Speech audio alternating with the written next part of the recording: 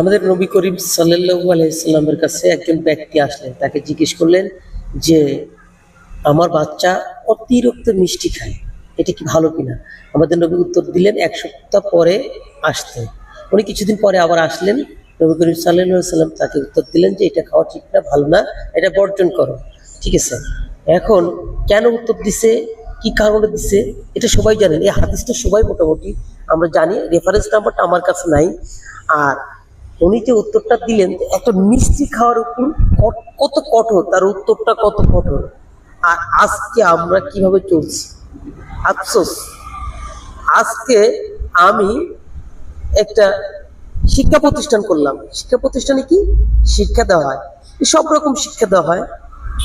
ভালো শিক্ষা, ডাক্তারি শিক্ষা, ইঞ্জিনিয়ারিং শিক্ষা, অনেক শিক্ষা দেওয়া হয়। আমি একটা স্কুল করলাম, সেই স্কুল শিক্ষা দিলাম জালিম শিক্ষা। সেই স্কুলে কিছু জালিম তৈরি